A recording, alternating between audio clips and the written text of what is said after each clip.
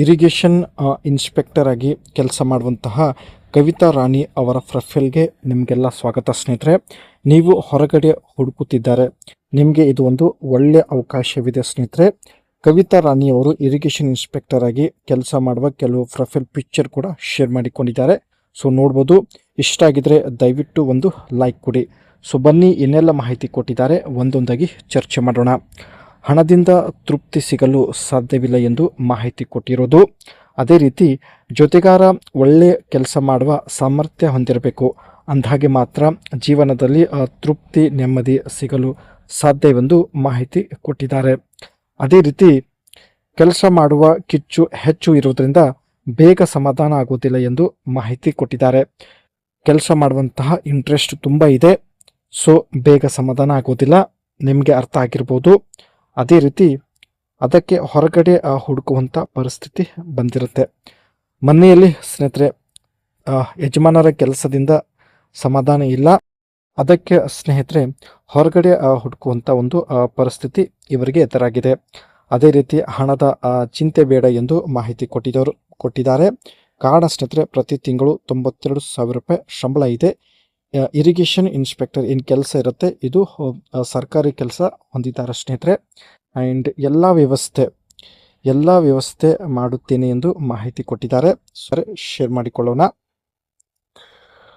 ಬೇಗ ಸಮಾಧಾನ ಆಗದೆ ಇರೋದಕ್ಕೆ ಕಾರಣ, ಸೊ ಮೊದಲೇ ಹೇಳಿದ ಹಾಗೆ ಸ್ನೇಹಿತರೆ, ಇವರಿಗೆ ಕೆಲಸ ಮಾಡಿ ಬೇಗ ಸಮಾಧಾನ ಆಗೋದಿಲ್ಲ ಎಂದು ಮಾಹಿತಿ ಇಲ್ಲಿ ಕೊಟ್ಟಿರೋದು. ಇದಕ್ಕೆ ಮುಖ್ಯ ಕಾರಣ ಬಂದ್ಬಿಟ್ಟು ತುಂಬ ಜನರ ಜೊತೆ ಕೆಲಸ ಮಾಡಿದ್ದಾರೆ ಸ್ನೇಹಿತರೆ.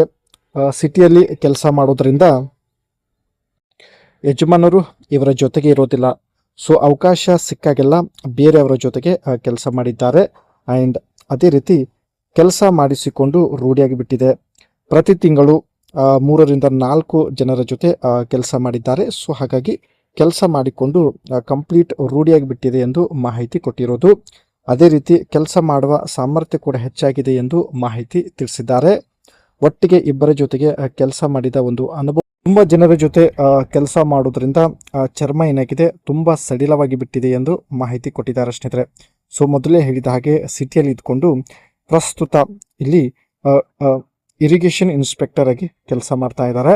ಸೊ ಇವರ ಒಂದು ವರ್ಕ್ ಬಂದ್ಬಿಟ್ಟು ಇನ್ಸ್ಪೆಕ್ಷನ್ಸ್ ಆಫ್ ಇರಿಗೇಷನ್ ಪ್ರಾಜೆಕ್ಟ್, ನೀರಿನ ಒಂದು ಯೋಜನೆಗಳೇನಿರುತ್ತೆ ಅದನ್ನು ಅಥವಾ ಇನ್ಸ್ಪೆಕ್ಷನ್ ಮಾಡೋದು, ಚೆಕ್ ಮಾಡೋದು. ಸೊ ಇಲ್ಲಿ ನೀವು ನೋಡ್ತಾ ಇರ್ಬೋದು.